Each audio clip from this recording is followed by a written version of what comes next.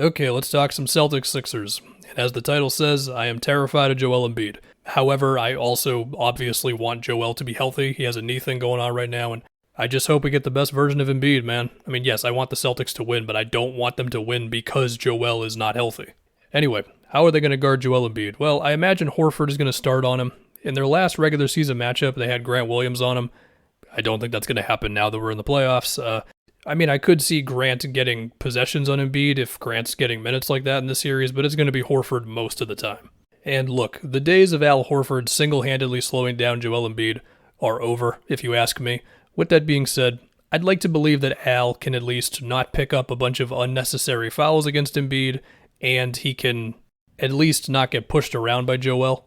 How much help are they going to bring on Embiid on his face-ups and post-ups, and what are they going to do on the Harden-Embiid pick and roll? Well, looking at their third regular season matchup, where Horford was on Embiid, they typically would not double right when Joel had the ball, at least in the possessions that I looked at, where instead they would kind of allow him to make his move first, and then from there it sort of dictates, somebody might reach in if they've got an opportunity from the corner, or if a double is going to happen, it's going to be once he's kind of committed to what he's going for, as opposed to he just caught the ball, let's swarm him. So we'll see. I imagine the Celtics, they're going to leave PJ Tucker open. And honestly, I could imagine one or two of these games coming down to PJ Tucker made 4 corner threes or he made 0. But another thing too is look, between Tyrese Maxey, Tobias Harris, and James Harden, I would give Maxey the best shot of just the attack off the catch, get to the basket in half a second plays that are going to be possible depending on how aggressively the Celtics want to send extra guys at Joel. Now, for what it's worth, the Celtics, it does seem like they've gotten pretty comfortable with the Time Lord on the bench, Derek White in the starting lineup. And, Time Lord's still going to play a lot, and I wouldn't be shocked if they ended up going back to Horford and Time Lord, but this is where they're at right now. And so I'm just thinking about, if the Sixers are trying to get their attack off the catch, swing offense, skip pass stuff going on as the Celtics are potentially throwing extra bodies at Joel, again, we'll see how aggressive they want to be with it. Then it's okay, well, you got a little less rim protection there, but you're faster on the perimeter. I don't know, it's interesting. There is a world in which you can just be hey, man, have Time Lord play off of PJ Tucker, boom, you just put Time Lord in the ideal spot to use him defensively. But I don't know, we'll see what they want to do. And within this, Harden and Tobias, they're not as fast as Maxey off the catch and all that, but they can still do it. Tobias looked good in the Nets series, and I feel like it's just going to have to be a bit of everything from Tobias in this one, where it's the catch and shoots and the attack off the catch, if the opportunity is there with the Celtics, maybe not throwing a bunch of dudes at Joel. But also, Tobias is probably going to have to get busy a little bit in this thing, where it's there might be some plays where he's just going to have to go at Jaylen Brown because there's nothing else really happening on that possession for Philly. Similar things with Maxey. Now, Philly can get some cut action going on while the Celtics are throwing extra bodies at him, and that'd be really interesting, and that would definitely help out their offense. Anyway, I'm finally getting to the Harden-Embiid pick and roll. So in the stuff that I saw from the third regular season matchup, they actually had Horford dropping. And then the idea there was hey, Marcus Smart, can you fight like hell to get around the screen so Harden doesn't have daylight? And to be fair, if there's anybody you're going to ask to basically just get around the screen so we don't have to switch and double and do all that against a Harden-Embiid pick and roll, Marcus Smart could be the guy. And you could also combine that drop with, again, playing off of PJ Tucker and all that. But man, Joel has just been cooking teams who play drop on him all season by just constantly making the 15-footer because the bigs giving him a little bit of daylight there. So we'll see. The other option could be to switch it, and now it's Horford guarding Harden and Marcus Smart on Embiid, but then you're probably going to have to bring the extra attention, even if you trust Marcus to not get immediately bulldozed by Embiid because he's a strong dude and all that.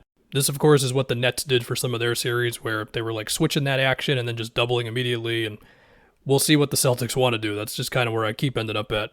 If I haven't mentioned DeAnthony Melton, he could matter a lot, if you're going to need an extra ball handler and just mover out there. But this speaks to another thing. I mentioned, well, what if they end up switching and now Horford is guarding Harden, similar to kind of what the Nets were doing a little bit.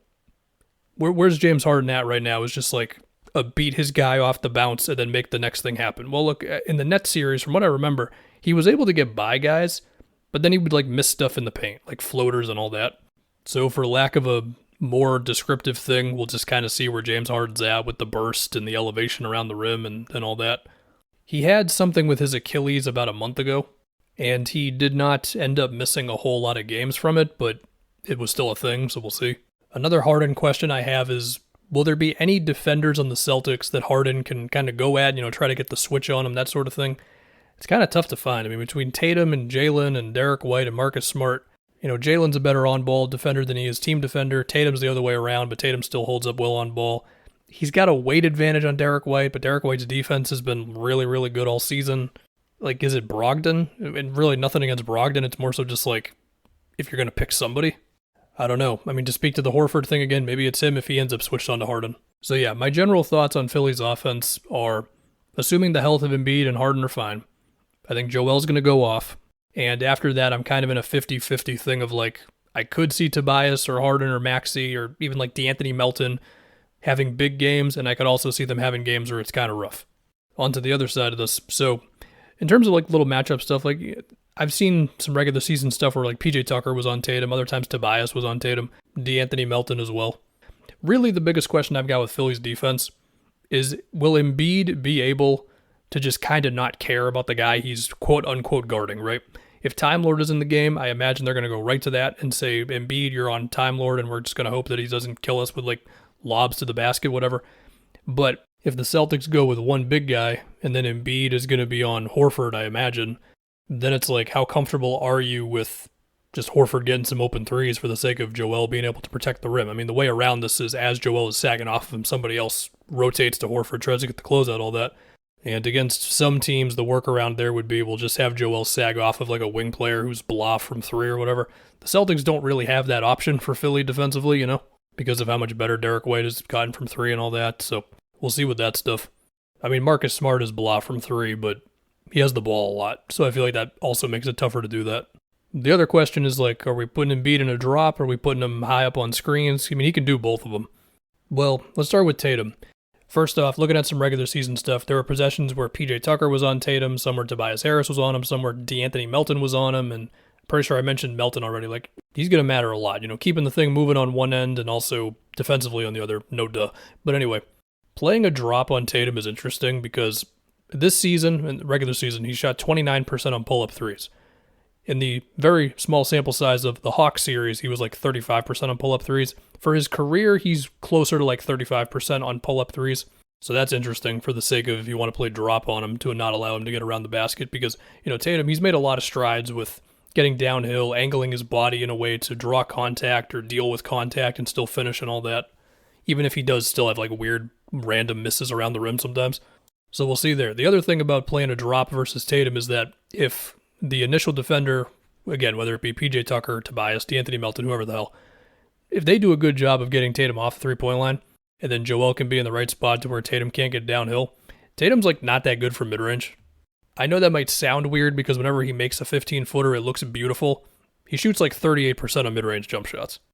But again, if he's got more of a runway, then that's going to be a problem. So we'll see there. But although even then you might just say, hey, you know what, Joel, you'll be fine. Tatum ain't scoring over you if you're Philly, So we'll see there. I mean, if they want to play Joel high up, or if they want to like start him at the level and then back up even to sort of like slow Tatum's momentum for a second, give the guard a second to get over there, that could be the option.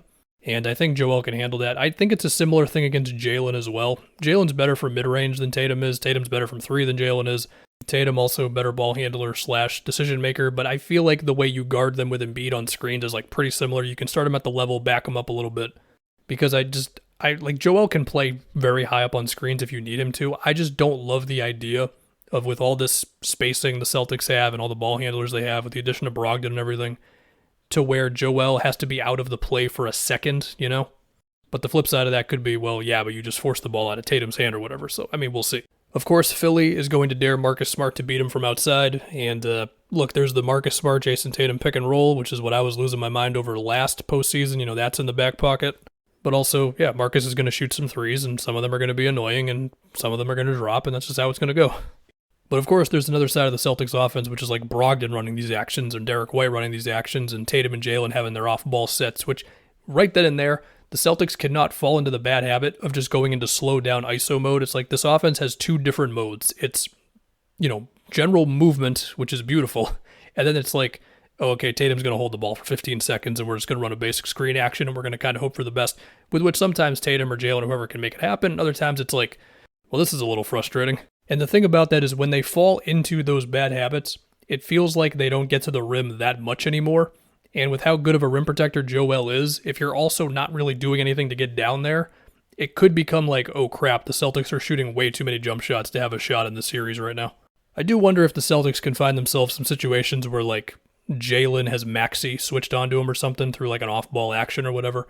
That'll be interesting. Some of the series, and I think this is something that I sometimes forget about when I'm doing these things. Some of this is just going to come down to like, does Tatum make enough sidestep threes that he's going to attempt, or is Jalen going to make enough of just like his go ISO, and then sometimes he ends up taking like these turnaround jumpers around like the paint or whatever. Like, does he get the step on Tobias on an ISO? Does James Harden make the 6 or enough of the 6 step back threes he's going to take a game or whatever it is? Similar thing with Maxey. Maxey's probably just going to take some pull up threes in transition. How are those going to go? Stuff like that. So anyway, who am I picking to win this thing? I'm picking the Celtics in, I want to say 6 games. Could go 7. I know I did it again, 6 or 7 game series. I never have the guts to say anything else. Look, Joel Embiid is the best player in this series, no doubt about it, and he's good enough to swing this thing in Philly's direction. I just feel like the Celtics are a tough matchup for Philly. I think the Celtics have the perimeter defenders and the switchability to where it puts guys like Tobias and Harden and Maxey in a little tougher of a position than it would against your average team. Combine that with how Harden looked through stretches of the Nets series where he's able to get by guys, but the shots aren't falling as much. Might or might not matter. I don't know yet. Yes, Maxey was having some games. Tobias has looked pretty damn solid all around. Like, these guys are good, no doubt about it. Like, Philly's going to make this an interesting series, but I think the Celtics will win.